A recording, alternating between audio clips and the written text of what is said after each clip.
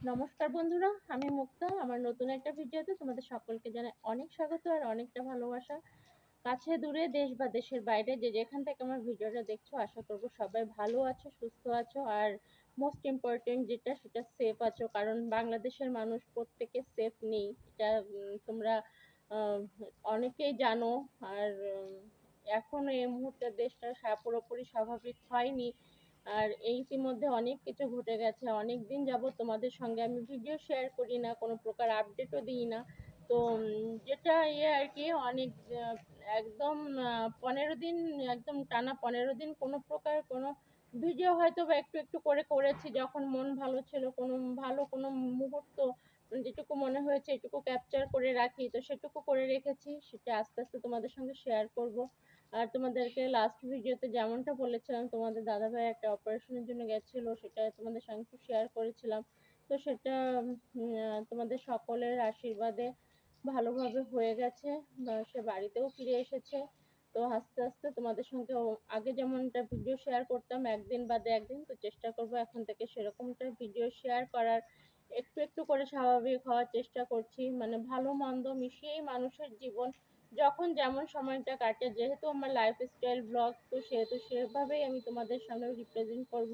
কিন্তু কি জানো তো, সবসময় চেষ্টা করি খারাপটা লুকিয়ে ভালোটাই তোমাদের সঙ্গে প্রেজেন্ট করার, যাতে এখনকার যুগে না কেউই পুরোপুরি ভালো নেই। তো সেজন্য চেষ্টা করি যে আমার ভিডিও দেখে যাতে কেউ উম, কষ্ট ভালো কিছু পাক, পাক বা না পাক, যেন খারাপ কোনো কিছু তাদের ফিল না হয়, এরকমটাই চেষ্টা করি। তো যেটুকু পারি, জানি না কতটা আনন্দ বা কি শিখতে পারো আমার ভিডিওতে।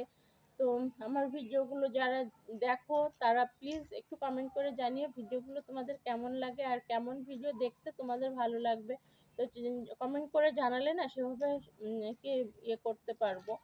তো দাদাভাই বাড়িতে ফিরে এসেছে, এখন ধীরে ধীরে সুস্থ হয়ে আসছে। যেহেতু এত বড় একটা ধকল তার উপর দিয়ে গেছে, তো রিকভার করতে সেটা তো সময় লাগবেই, তাই না? তো চেষ্টা করছি পুরোটা টাইম তাকে দেওয়ার।